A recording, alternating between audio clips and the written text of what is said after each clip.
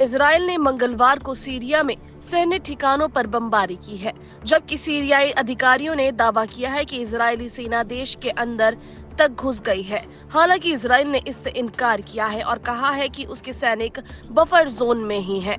उसने सीरियाई हथियारों को शत्रुओं से बचाने के उद्देश्य से हमले किए हैं, जबकि मिस्र, कतर, जॉर्डन और सऊदी अरब ने सीरिया में इजराइल की घुसपैठ की निंदा की और उस पर सीरिया के हालात का फायदा उठाने और अंतर्राष्ट्रीय कानूनों के उल्लंघन के आरोप लगाए हैं।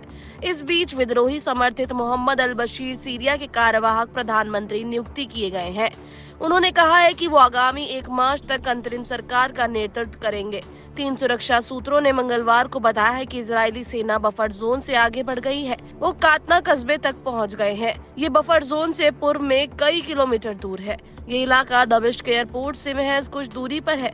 मशीन ने कहा है कि जनरल कमांड ने हमें 1 मार्च तक कार्यवाहक सरकार चलाने का काम सौंपा है, जबकि ब्रिटिश आधारित सीरियाई मानवाधिकार निगरानी संस्था ने दावा किया है कि सत्ता से बशर अल असद के अपदस्थ होने के बाद से इजराइल ने देश भर में 300 से अधिक हवाई हमले किए हैं।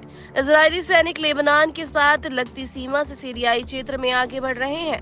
हालांकि इजराइल ने खबरों को फर्जी करार दिया है। इजरायली सेना के प्रवक्ता लेफ्टिनेंट कर्नल नादाव शोशानी ने कहा है कि इजरायली टैंकों के दमिश्क की ओर बढ़ने की खबरें फर्जी हैं।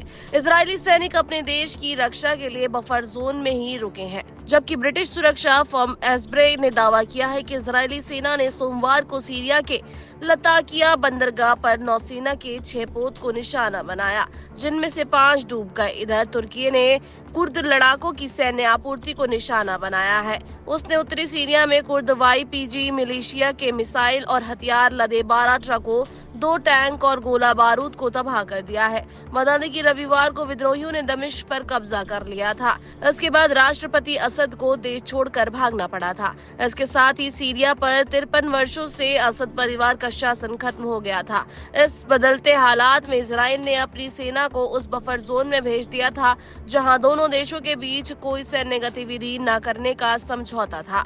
इजराइल के प्रधानमंत्री बेंजामिन नेतन्याहू ने कहा है कि अगर सीरिया में नया शासन ईरान खुद को फिर से स्थापित करने की अनुमति देता है या हिजबुल्लाह को ईरानी हथियारों के हस्तांतरण की अनुमति देता है, तो हम जोरदार जवाब देंगे और हम भारी कीमत वसूल करेंगे। अमेरिका के बाइडेन प्रशासन ने मंगलवार को कहा है कि वो सीरिया के नई सरकार को मान्यता देगा और उसका समर्थन करेगा, जो आतंकवाद का त्याग करेगी, रासायनिक हथियारों के भंडार को नष्ट करेगी और महिलाओं के अधिकारों की रक्षा करेगी। इससे पहले अमेरिकी विदेश मंत्री एंटनी ब्लिंकन ने कहा था कि आतंकी संगठन इस्लामिक स्टेट सीरिया के मौजूद हालात का फायदा उठा सकता है और वो खुद को फिर से स्थापित करने की कोशिश कर सकता है। हालांकि अमेरिका ऐसा होने से रोकने के लिए प्रतिबद्ध है। इस बीच अमेरिका ने असद शासन के 2 पूर्व खुफिया अधिकारियों को अमेरिका और अन्य के खिलाफ युद्ध अपराधों में आरोपित किया है।